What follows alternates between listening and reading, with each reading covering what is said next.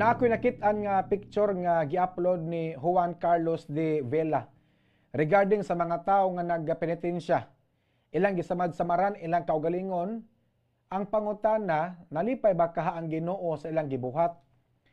Mao ni ang uso basta padong na Semana Santa. Daghan aga magpenitensya. Usa ka religious ritual or religious practice alang sa usa ka tumutuo ni Hesukristo. Nga diin magpasakit sila sa ilang lawas ug ang uban magbunal-bunal silang buko-buko hangtod nga mga samad. Muraga wala man tingali ni gitudlo sa Dios. Nga kinahanglan natong samad-samaran ato aga lawas aron mapasaylo ang atong mga sala. Wala man gitudlo. Murag wala po na gitudlo sa Biblia. Nga kinahanglan ta mag-antos aron malangita. Wala na gitudlo ni Jesus Christ nga kinahanglan ta magpasakit sa atong lawas aron pasayloon ta sa atong mga sala. Kinsa man taon ang nagpauso ani, dili man na makaluwas sa kalag, dili man na makalangit. Wa gyud malipay si Jesus aning mga tao nga nagpenitensya, nga nagsamad-samad sa ilang lawas. Tinuuhan kana sa mga pagano. Bisan pagbasahon nimo ang Biblia, gikan sa Book of Genesis paingon sa Book of Revelation, dili ka makabasa sa Biblia nga kinahanglan kang magsamad-samad sa imong lawas aron mapasaylo ang imong mga sala.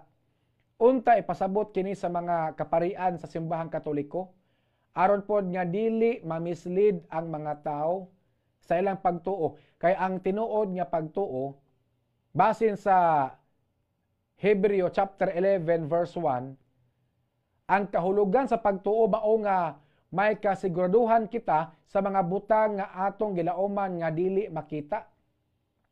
Mao nay klaro nga kahulugan sa faith or pagtuo mga kabumbo. Unya ang tinuod nga kaluwasan diha ra ni Jesus Christ.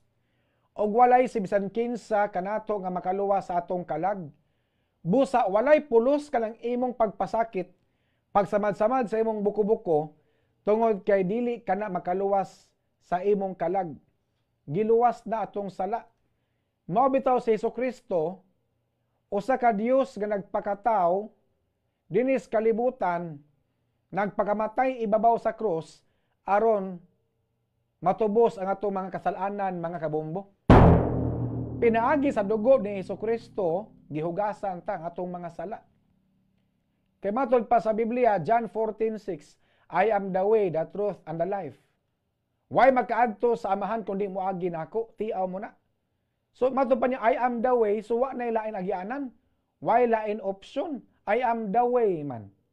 Wala man maingon si Jesus Christ nga I am one of the way. Ang iyang gisulti, I am the way. So meaning, why lain option nga makaadto kas langit? Ang pagdawat ra gyud ni Jesus Christ nga imong personal savior.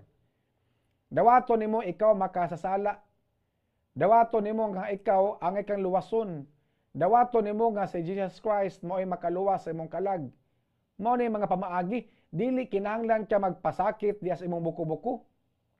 Dili kinahanglan nga samad-samaran nimo imong buko-buko mga kabombo. Wala na gitudlo ni Jesus Christ. Ayaw sunda ang gibuhat ni Jesus kay di man ka Ginoo. Gibayra na atong sala pinaagis pagpakamatay ni Jesus.